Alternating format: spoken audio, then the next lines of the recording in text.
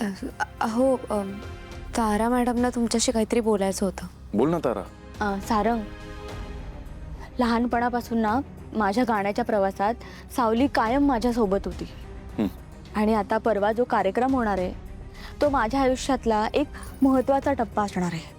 त्यामुळे माझ्या मम्माची आणि एस्पेशली माझी इच्छा आहे की सावली माझ्यासोबत असावी. हे बघ तारा, मी सगळ्या गोष्टी समजू शकतो, पण प्रत्येक गोष्टीची वेळ असते तारा. आतापर्यंत तुला तिने मदत केलीच ना, तुझ्यासोबतच होती ती, पण आयुष्यभर तर नाही सोबत राहू शकत ना ग.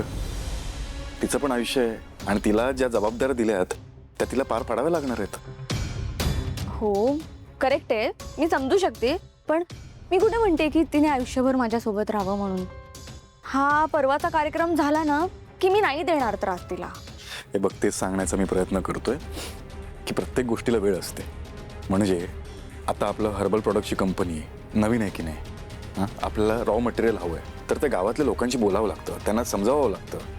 आणि गावातल्या लोकांना माझ्यापेक्षा जास्त सावलीच समजवू शकते. तिची गरज आहे मला ते काम करायला 8 दिवस लागतील, पण सावली असली की ते काम असं होतं. आणि कार्यक्रमात सावली जर नसेल ना तर कार्यक्रमच होणार नाही. का बरं? म्हणजे काही ना काही विघ्न येणारच. अरे आधी असं झालंय ना, जेव्हा जेव्हा ती नव्हती ना तेव्हा तेव्हा काही ना काही प्रॉब्लेम आलेच आहेत. आणि सारंग, आता हा जो कार्यक्रम असणार आहे ना तो माझ्यासाठी, माझ्या फॅमिलीसाठी खूप महत्त्वाचा असणार आहे. एवढ्या लोकांसमोर मम्मा तिचा वारसा मला सोपवणार आहे, त्यामुळे काही प्रॉब्लेम नको यायला. आणि मी काय म्हणते, हे 2 दिवस सावली माझ्यासोबत असू देत, मग तिसऱ्या दिवशी ती तुला जॉईन होईल ना. हां,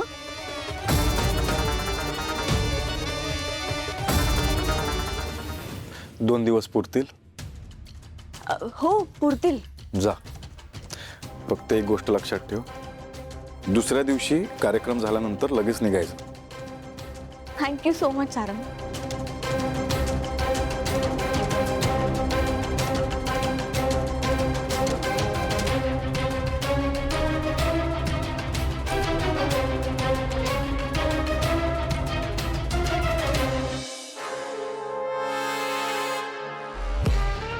इतकं काय कौतुक आहे त्या सावलीचं.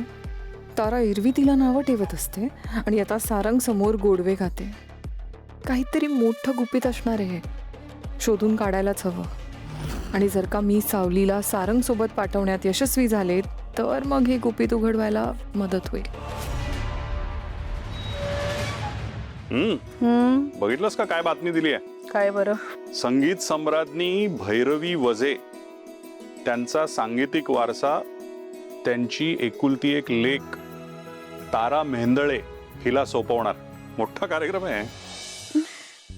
या भैरवीला सुद्धा मानलं पाहिजे.